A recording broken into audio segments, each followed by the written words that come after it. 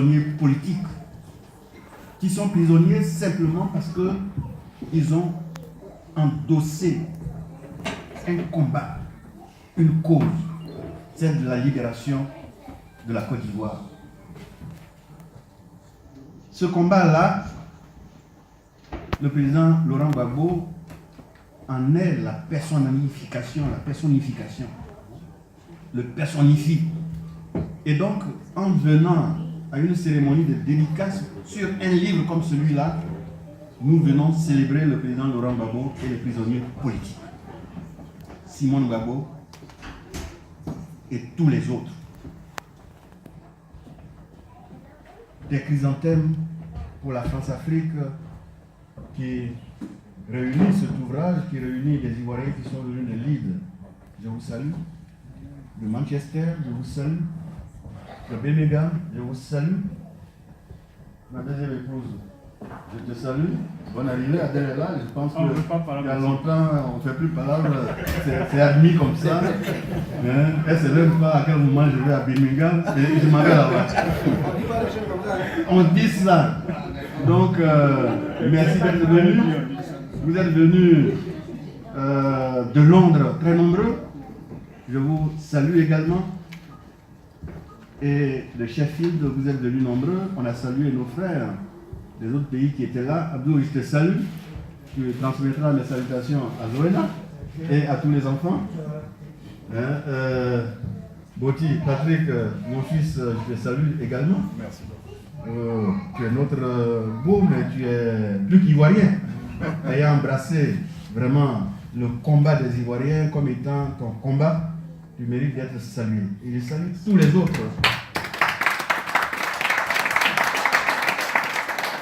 Je salue en particulier mon jeune frère et mes deux jeunes frères, mes fils, le pasteur Armand Guesson et sa femme, et le petit frère Kwaesmer, qui sont toujours là à nos côtés.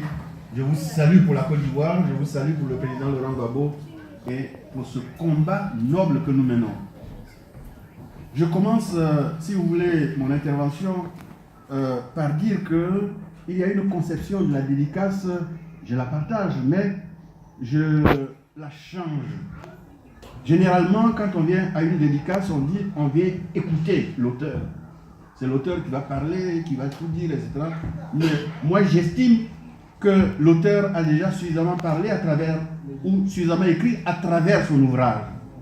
Et il faut donner à une tierce personne, à des tierces personnes, la parole pour parler de l'ouvrage, pour restituer les thèmes de l'ouvrage. C'est pourquoi, comme tu le disais, Sylvain, à Londres, j'ai donné la parole à plusieurs personnalités du monde universitaire, du monde politique, pour décrypter l'ouvrage, dire ce qu'ils ont lu et comment ils l'ont reçu.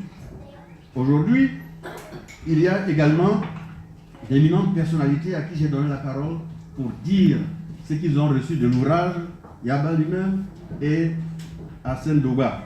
Mais je change la donne un peu par rapport à Londres. Je suis obligé de dire quelques mots sur l'ouvrage que j'ai écrit moi-même avant de pouvoir échanger avec vous. Et en commençant, c'est pourquoi ce titre? Quelle est la signification du titre des chrysanthèmes pour la France-Afrique? Dans la tradition de la France, cette fleur, les chrysanthèmes, on les retrouve généralement sur les tombes. Vous allez me dire, mais c'est triste, votre titre de l'ouvrage, vous nous ramenez la tristesse. Et donc, la tradition a fini par faire de la fleur, le chrysanthème, ce que l'on offre lorsqu'il y a un décès. À l'occasion d'un décès, la fleur qu'on dépose sur la tombe du mort, c'est le chrysanthème. C'est devenu une tradition. En choisissant ce sujet, ce thème, je souhaiterais faire passer une symbolique, à savoir que nous, combattants des libertés, combattants de la souveraineté africaine, combattants de l'indépendance véritable de l'Afrique et de la Côte d'Ivoire, nous souhaitons déposer désormais et le plus rapidement possible les chrysanthèmes sur la tombe de la France-Afrique, afin que l'Afrique, les Africains retrouvent leur dignité,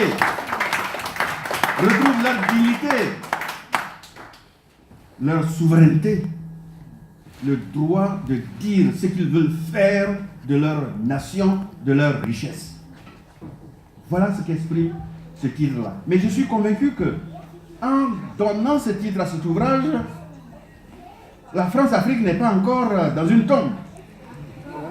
En choisissant ce titre, je veux simplement exprimer un espoir, mais plus qu'un espoir, une espérance que le combat que nous avons commencé, que nos déventions ont commencé, mais que nous continuons avec Laurent Gbagbo et avec d'autres, que ce combat-là soit un combat décisif, un combat permanent, un combat d'engagement qui ne souffre pas de petites traîtrises,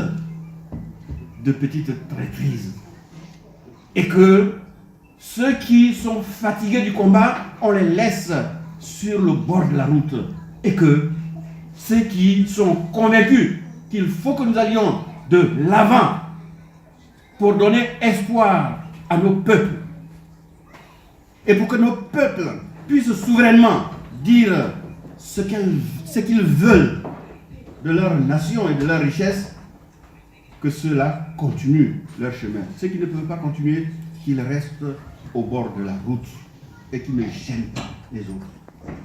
À ce stade de mon exposé, je retrouve une pensée de Toussaint Louverture, le père de l'indépendance d'Haïti. Haïti, la deuxième nation à être indépendante après les États-Unis. Le premier État où l'esclavage a été aboli par Toussaint Louverture, par son combat et par le combat des Haïtiens, qui s'appelait à l'époque Saint-Domingue. Il dit ceci, lorsqu'il a été arrêté par les Français, encore les Français, toujours les Français. Il disait, et je le cite, en renversant Toussaint Louverture, on a abattu à Saint-Domingue, aujourd'hui Haïti donc, que le tronc de l'arbre. On a abattu que le tronc de l'arbre. En me renversant, on a abattu que le tronc de l'arbre, de la liberté des Noirs. Ce tronc de l'arbre qui repoussera par ses racines, car elles sont profondes et ses racines sont nombreuses. Mais une telle expression, une telle parole prophétique de Toussaint Louverture, longtemps avant l'heure, nous met aux prises avec la réalité de la Côte d'Ivoire, avec la réalité de Laurent Gbagbo. Ils avaient pensé, qu'en déportant Laurent Gbagbo, ils avaient pensé qu'en le déposant du piédestal du pouvoir en Côte d'Ivoire, pouvoir de souveraineté, pouvoir au bénéfice du peuple de Côte d'Ivoire, en le déportant depuis le 11 avril, vous avez pensé que Gbagbo Laurent tomberait dans l'oubli et que sa page serait tournée comme certains rêvent debout, que sa page serait tournée. Mais aujourd'hui, vous constatez, les manifestations se font de plus en plus nombreuses pour Laurent Gbagbo.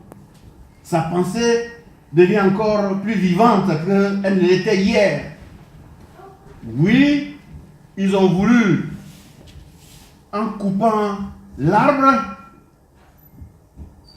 vous avez voulu que l'arbre soit définitivement mort. L'arbre n'est pas mort, l'arbre repousse de partout. Les patriotes repoussent de partout. Ils poussent de partout. Dans tous les pays du monde, il y a des manifestations pour la souveraineté africaine pour Laurent Gbagbo comme symbole de cette lutte-là pour ramener la liberté dans nos pays en Afrique. Et ceux qui ne l'ont pas compris, Frantz Fanon, un psychiatre, en 1964, disait déjà, et je voudrais le citer, parce que je ne me permettrai pas de me citer, même si je parle du livre, tout ce que je cite exprime d'une manière directe ce que moi-même j'exprime dans l'ouvrage. Et je cite Frantz Fanon qui dit ce qu'a été et ce qu'est le tort des Africains. Notre tort à nous, Africains, est d'avoir oublié que l'ennemi ne recule jamais sincèrement. L'ennemi ne recule jamais sincèrement. Il ne comprend jamais. Il capitule. Parfois il capitule. Mais il ne se convertit pas. Il ne change pas. Notre tort est d'avoir cru que l'ennemi avait perdu de sa combativité et de sa nocivité. Si Lumumba gêne, j'ajouterai, ce n'est pas dans la citation, si Gbagbo gêne, alors, nous dit Frantz Fanon, dans la conviction de l'ennemi, il doit disparaître. Lumumba doit disparaître. Gbagbo doit disparaître. Ils ont fait disparaître Lumumba. Gbagbo est en prison, mais il va sortir, c'est notre conviction.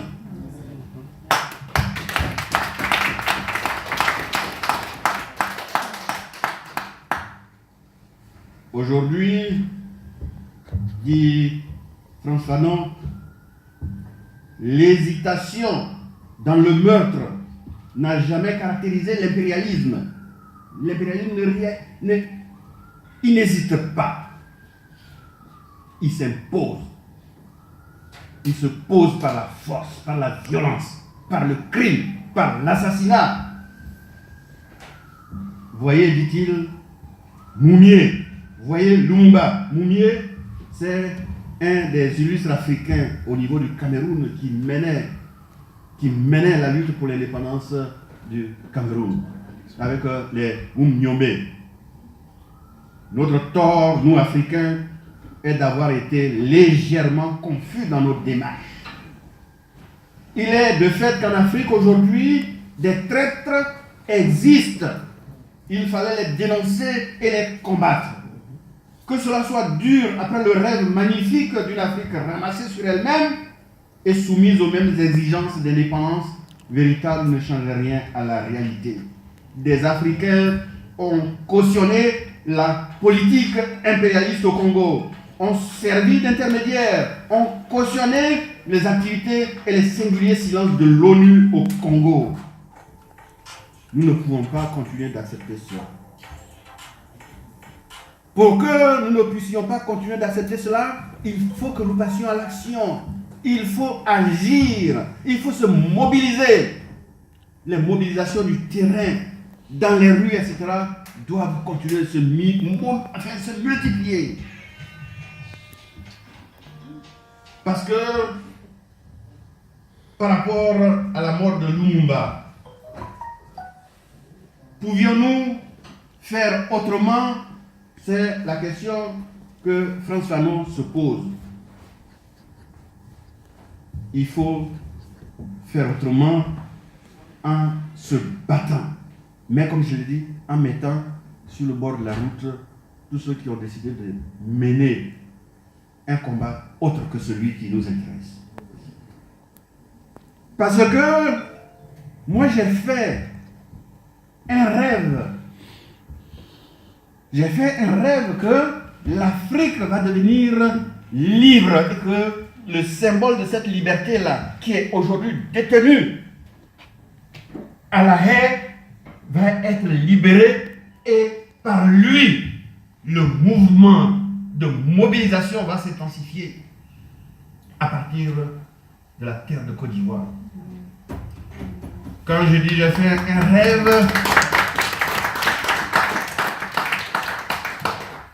j'ai fait le bon rêve, comme Martin Luther King, dans son discours du 28 août 1963, qui disait, et je le cite, « Je fais le rêve qu'un jour, cette nation se lèvera et vivra le vrai sens de sa foi.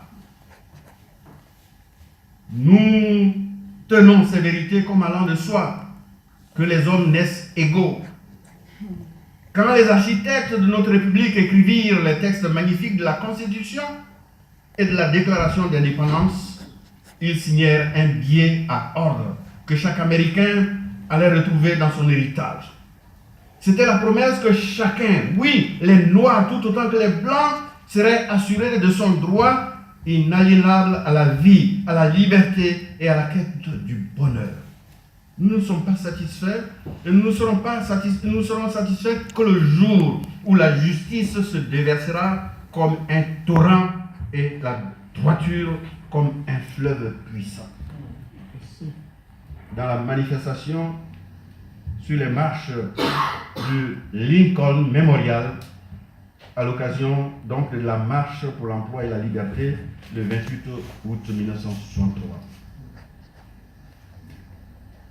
De la même manière que Martin Luther King, nous devons rêver le vrai rêve, consistant à dire oui, nos pays seront indépendants, mais non pas très loin, ici et maintenant, et nous engager dans ce combat. Car, nous dit un poète allemand, Bertolt Brecht, celui qui combat peut perdre, mais celui qui ne combat pas a déjà perdu. Nous aurons tout perdu si face à ce pouvoir liberticide, dictatorial de Ouattara Alassane, nous croisons les bras. Nous nous en tenons qu'au discours, sans passer aux actes, aux actions, aux mobilisations de masse contre ce régime. Le livre vient pour le dire et prévenir ceux qui peuvent encore entendre qu'il est temps d'arrêter de jouer avec le feu de cette poudrière. Cette fois-ci, ce n'est pas une poudrière identitaire comme il l'avait inventée, mais la poudrière anti-baboïste. Il faut qu'on arrête de jouer avec ce type de poudrière, c'est-à-dire quelque chose qui peut à n'importe quel moment détonner, parce qu'on ne peut pas longtemps accepter que toute une frange de la population ivoirienne soit exclue au nom de la politique de rattrapage ethnique. Hier, ils ont pris les armes à cause, ont-ils dit, de l'exclusion des gens du Nord. Quelqu'un même a dit, oui, on m'a contrôlé parce que je portais un boubou. Certains même ont dit, aujourd'hui, ils peuvent porter des boubous qu'ils ne portaient pas hier. C'est préoccupant. Mettre fin à l'Afrique, à la France-Afrique, c'est d'abord mettre fin au pouvoir dictatorial de Alassane Dramane Ouattara. La fin du pouvoir d'Alassane Dramane Ouattara nous impose une mobilisation de tous les instants. Il y en a qui croient que parler de ce pouvoir-là, ce n'est pas une partie, une composante du combat. Les écrits constituent une partie importante du combat, car tout se passe d'abord dans la tête. La prise de conscience prend naissance dans la tête. L'action à mener se réfléchit d'abord avant d'être projetée. Nous qui sommes en exil par la force des choses, notre contribution est donc celle-là, les écrits, les conférences. C'est pourquoi, chers frères, chères sœurs de Sheffield, je vous exhorte à créer des occasions patriotiques, politiques, pour que nous continuions de nous entretenir. Au-delà de cette dédicace aujourd'hui, je souhaiterais que demain, grâce à l'initiative que prendront les camarades Elvire Zawi, Kokounion, Charles, Omer Makoubi,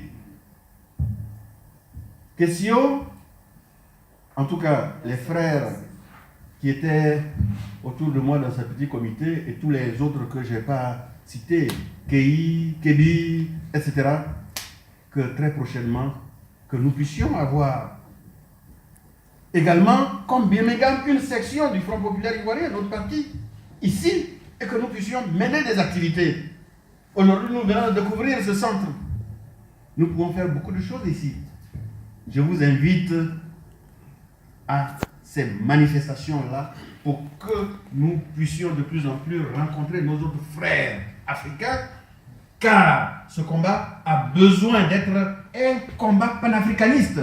C'est certes d'abord pour les Ivoiriens un combat en Côte d'Ivoire pour mettre fin à la dictature de Alassane Dramane qui nous ramène au parti unique, mais c'est également un combat panafricaniste où les Africains se donnent la main, car ce qui se passe au Congo, ce qui se passe au Burkina Faso, ce qui se passe au Mali, etc., il y a là un invariant, un élément commun que nous partageons. Plus unis, plus forts nous serons.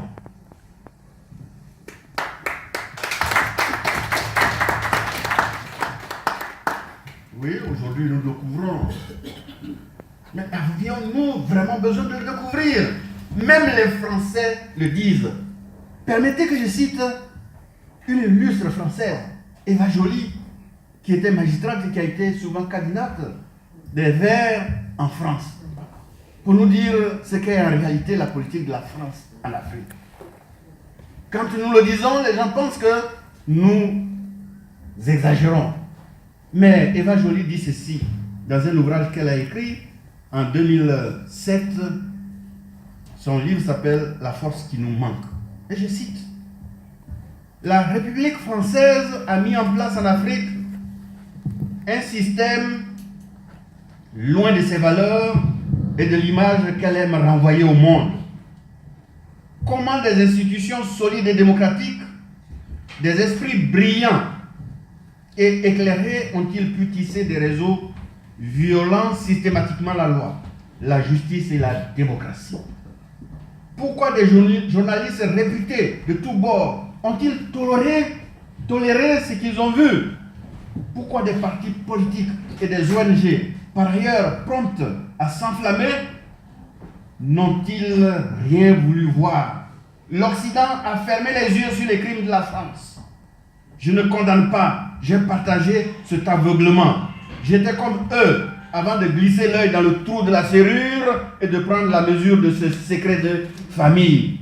Et elle cite: la France reste un empire et ne se remet pas de sa puissance perdue. La France se prévaut de rang de puissance rien qu'à cause de l'Afrique. Rien qu'à cause de l'exploitation de l'Afrique. Le franc CFA en est une illustration dans son exposé. Il a déjà dit ce que j'en pense. Vous le retrouverez dans le livre, donc je ne reviens pas. C'est la France qui instrumentalise certaines des institutions et l'ONU devient, pour ainsi dire, le bras séculier des grandes puissances internationales pour assujettir nos peuples. Frantz Fanon le disait déjà depuis 1964, l'ONU n'a jamais été capable de régler valablement un seul problème posé à la conscience de l'homme par le colonialisme, et chaque fois qu'elle est intervenue, c'était pour venir concrètement au secours de la puissance colonialiste et du pays oppresseur. En réalité, l'ONU est la carte juridique qu'utilisent les intérêts impérialistes quand la carte de la force brute a échoué. Nous devons en prendre conscience. Ce que l'ONU a fait en Côte d'Ivoire porte témoignage de son rôle. En complicité avec les pays dits puissances internationales, l'ONU couvre énormément de malfaits,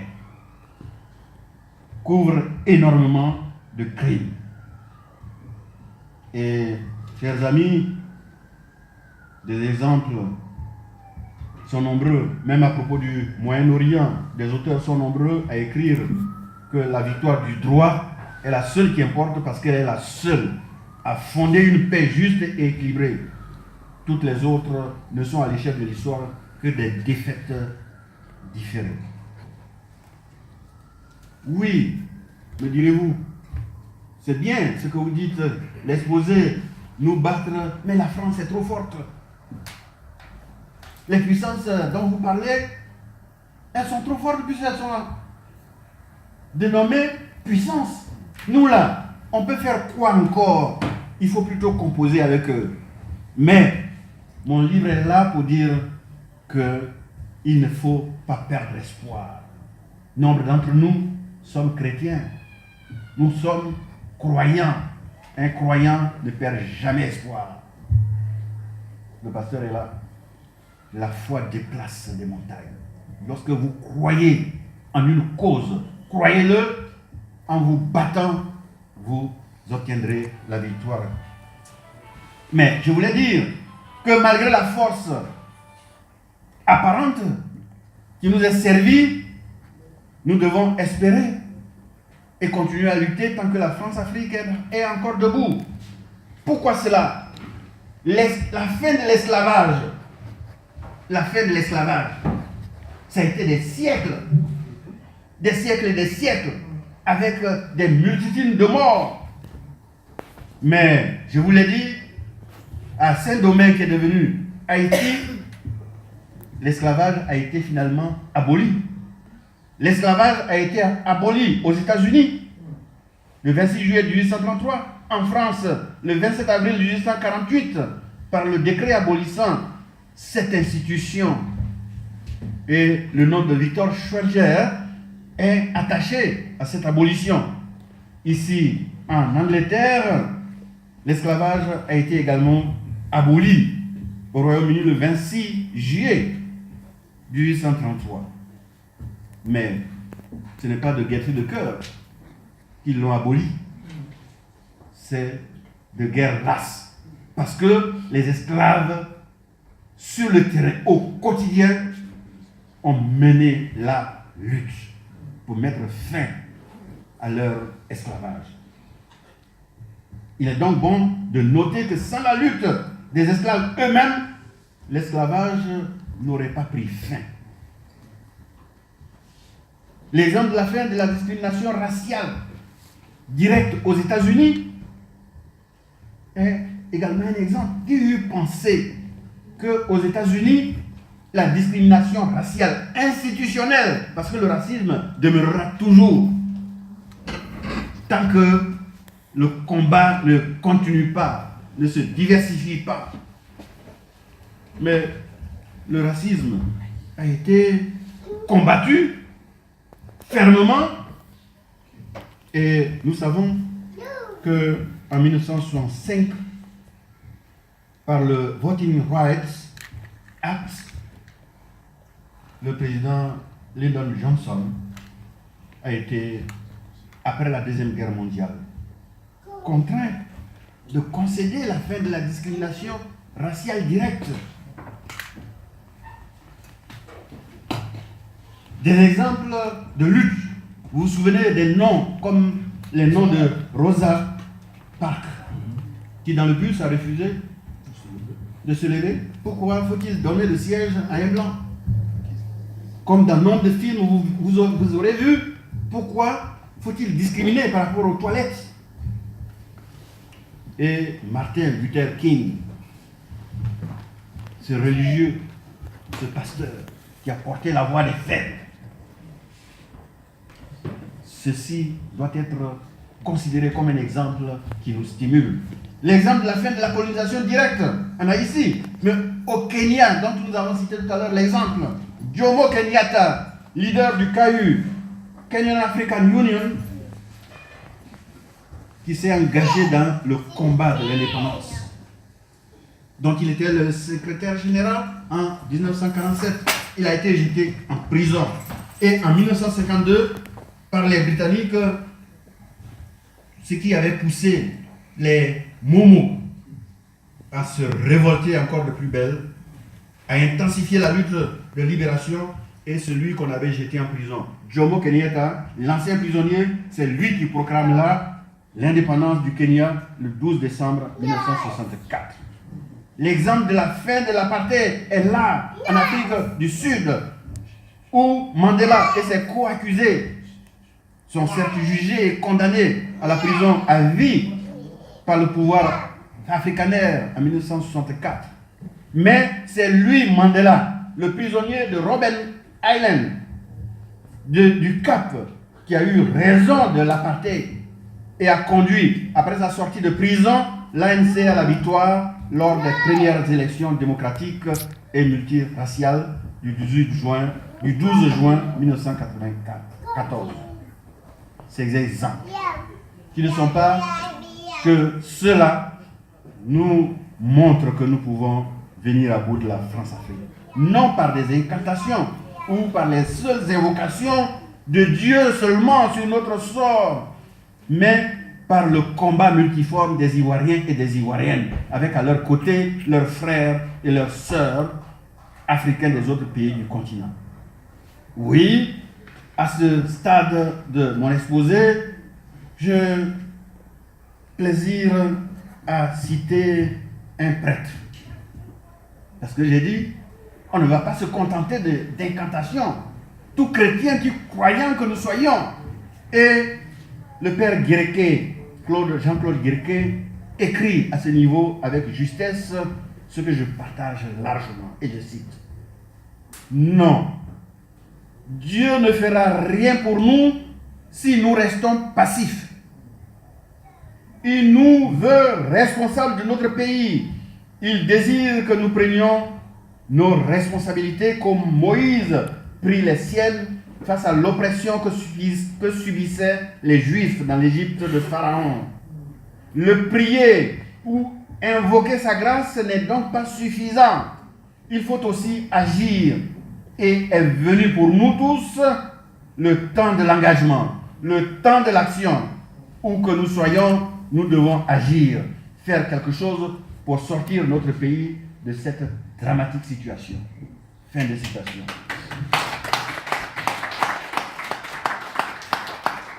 Mettre fin à la France-Afrique en lui déposant les fleurs que constituent les chrysanthèmes, c'est se mettre ensemble.